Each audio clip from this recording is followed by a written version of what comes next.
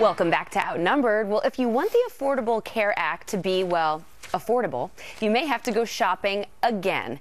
Yes, the Obama administration acknowledging the cost for health care is going to go up next year for many people covered under Obamacare. Officials say premiums for the most popular type of plan will rise an average of 5% in 35 states. Now, to avoid the increase, affected customers will have to hunt for another plan. So, like the song says, Sandra, you better shop around. Yeah. And the administration is playing a little bit of a shell game here. They've been saying that premium increases have been modest, but when you talk to consumers and people who are on these plans, they're saying deductibles are out of control. Sometimes even $5,000 people are having to pay, and they just can't afford it. But bottom line, premiums are going to go up. This is going to cost everybody more. This was not the intention of the plan, Tucker. It won't cost everybody more. It's going to cost everybody more. It won't cost members of the Obama coalition. The Democratic Party is a coalition of the rich and the poor, both of whom are insulated from economic trends. The middle class is who didn't vote for Obama, and they're the ones paying for this. So actually it dovetails perfectly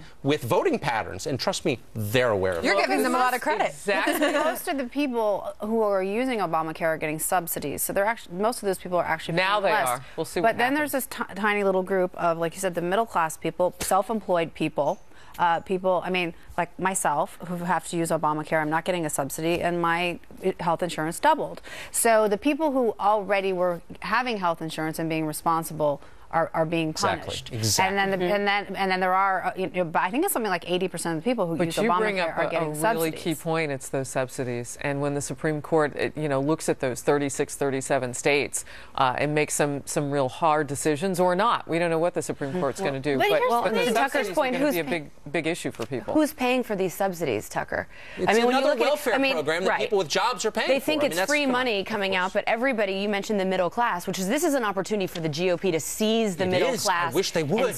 I know. Well, I wish they would too. Trying to do it. But when they put this together, Tucker. And Schumer was right about that. It's the only thing I've ever agreed with Schumer on. He was totally right in his analysis. I want to ask you, though, as Sandra points out, no one ever thought that premiums would go down, because you can't have a bunch of sick people, right? They took the preconditions and they said no more preconditions. A bunch of sick people pouring into the system. That's what's also driven premiums through the roof. Unless it's magic. It was magic, because it's going to be better and nobody's going to pay for it.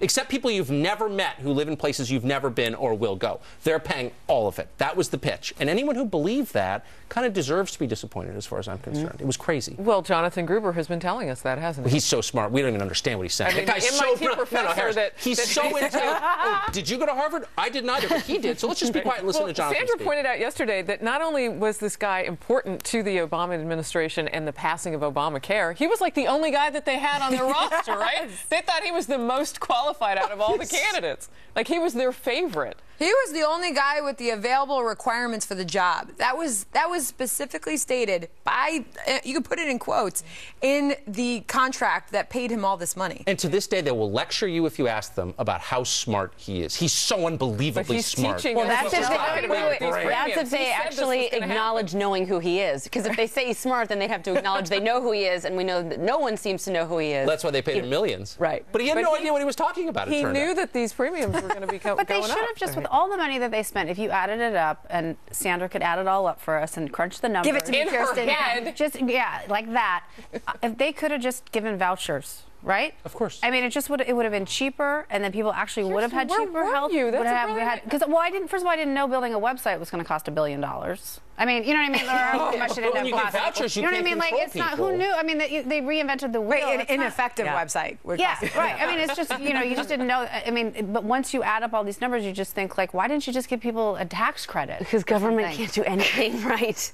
All right. Meantime, Obamacare regulations requiring restaurants and vending machines to post calories. This will reportedly now cost the food industry $2 billion to comply. And guess who will have to most likely pick up the cost? Well, you. Regardless, the FDA says Americans will be happy to pay more for this very valuable nutritional information that, honestly, Tucker, gives me heart palpitations and nervous breakdowns when I start to see what I'm about to order, and then I look to the right and I go, Oh my gosh, look at all those But calories. this is what they care about. This is what the left cares about circa 2014. These are elite concerns. These are people who think that kale and Wi-Fi are human rights. And the idea that out there'd be people eating too much or sneaking a cigarette. I mean, these are the things that keep them up at night. Like, you should be in hot yoga. Why aren't you? I can't believe you're eating that. I was in hot yoga this morning. Yoga, as a matter of fact. And I drink lattes and I drive a Prius. Hold on. So just no, but listen.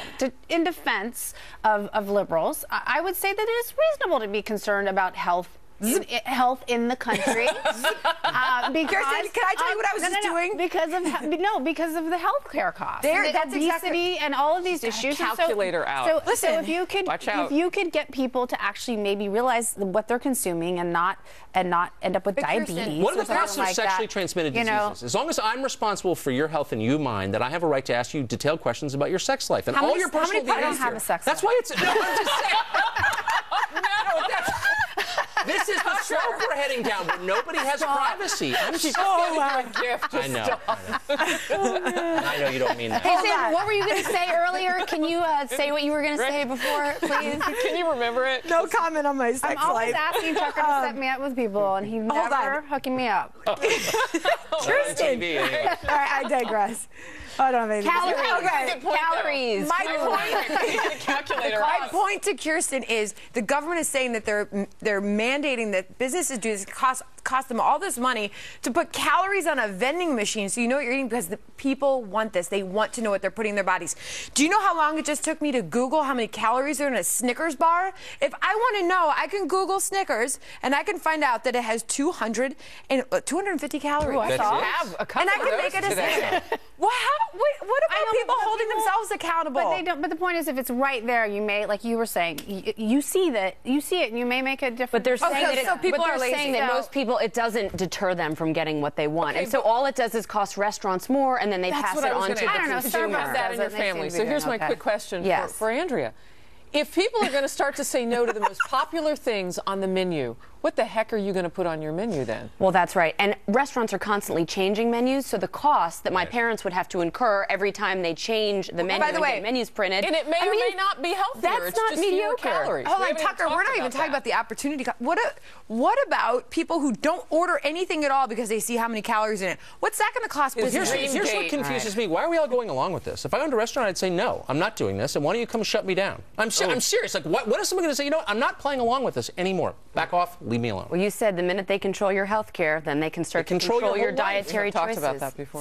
All right. Slippery slope. It is. eat broccoli. Well, when it comes to dealing with our enemies, understanding them is one thing, but should we empathize with them too?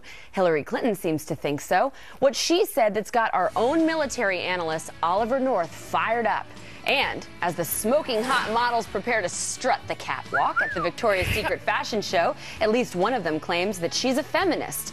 But one critic says the show does nothing more than objectify women. So who's right?